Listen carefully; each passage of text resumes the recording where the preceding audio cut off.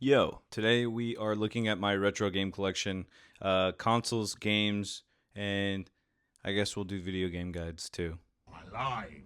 So I started collecting way back in 2021. I feel like I was definitely a part of that nostalgia boom that 2020 brought for retro games, Pokemon, and a bunch of other hobbies. Just because everyone was trapped inside, pandemic, gaming got huge, retro games got huge. But I started with the original Xbox, and that was my first console that I ever remember having in the house, so it seemed like a good place to start. My original Xbox collection is obviously small but mighty.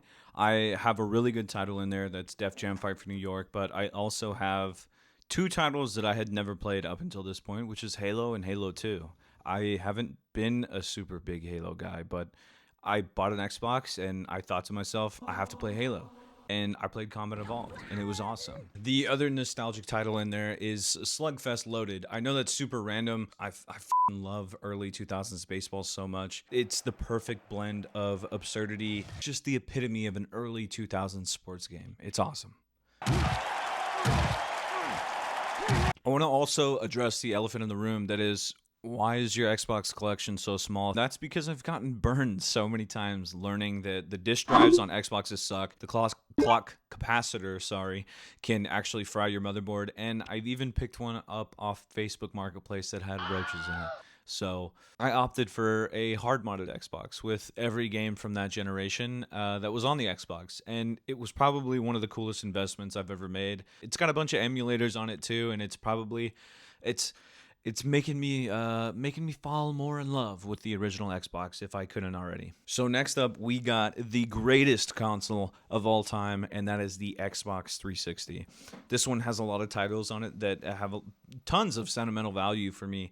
Alan Wake, Injustice, Need for Speed Most Wanted, and Carbon, Call of Duty Black Ops, Red Dead, Portal 2, all things that I got to play growing up. Was super, super thankful that I got to experience this generation of consoles when I did. Some of the best games ever. I don't know. I got a couple in there that I haven't quite gotten to yet. Obviously, I mentioned before, I haven't played Halo yet, but that legacy is too big for me to not respect on the Xbox 360. So I had to have 3 and Reach. I've asked a lot of Halo fans, and they said that's probably a good place to stop. So I'm going to take their word for it. I was huge into zombies during the 360's life cycle, and that kind of blinded me to a lot of the really good titles.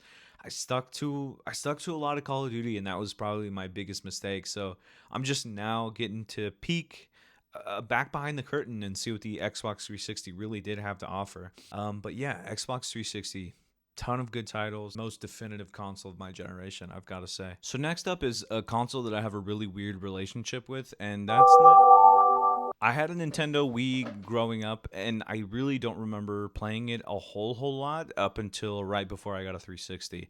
Someone rented COD on the Wii in my house, and then it just kind of took from there, and I was like, oh, this is the way to play this. I need to go get a 360, and that's kind of what happened. But New Super Mario Bros., Smash, Wii Sports Resort, Wii Sports, Mario Kart Wii. Other than that, I have a lot of respect for the Wii. I have a lot of respect for Nintendo, and I think that even though this is pretty much a shovelware console, and so is the DS, both of those things were. But I don't think that that's a bad thing. It's kind of like going dumpster diving. You find some treasure in the trash sometimes.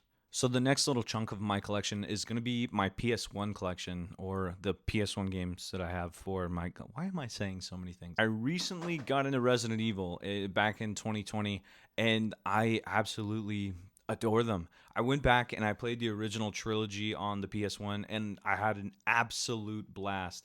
Fell in love with the characters, fell in love with the story, fell in love with the gameplay. I actually, hot take, I really like tank controls, and I do not think that they take away from the experience at all. If I'm being completely honest, not being able to adjust to tank controls, skill issue. Hate to say it, but that's what it is. So on to my favorite part of my collection at the moment. It's my PS2 stuff. I really like Resident Evil, so obviously I had to play more on the PS2. Code Veronica, Outbreak File, Resident Evil 4, all solid titles. I really enjoyed them all. The X-Files game, the Sopranos game, some weird TV show tie-ins. I also got the Resident Evil adjacent stuff, Devil May Cry and Onimusha, which I'm really excited for the remake, and I'm really excited to play more Devil May Cry.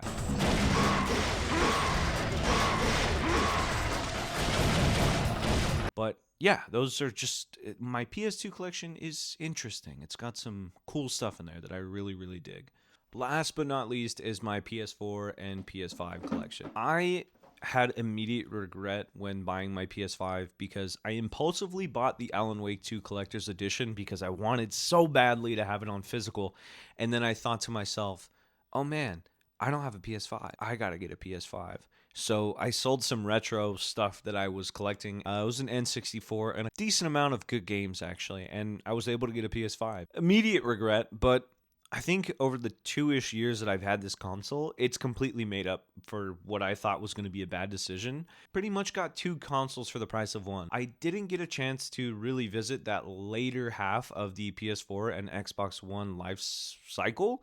So I look at it as I have access to both of those libraries and both of these consoles. There's still going to be support for the PS5 and there's still even support for the PS4. So kind of see it as a win-win now, which is pretty cool. So I'm actually kind of far along in editing this, and I realized that I didn't show off my consoles at all. I'm just going to start off with that white PS1 Slim. I got that at a convention for about $60. That was actually a lot of trade too, so I probably ended up paying out of pocket like $10. The original model, or the fatter model, was only $10 at a yard sale. Got that for a pretty good deal. 360 is modded over there too, with the Bad Avatar update. That Wii over there, I think it was about $50 probably 5 years ago, and it came with Mario Kart, so that was a pretty good deal too. That Xbox is my hard modded Xbox. I actually don't have a working, just normal Xbox at the moment, which I'm on the hunt for one, but that one I found on Macari for maybe about $200, but I think it was well worth it just because of what all came with it.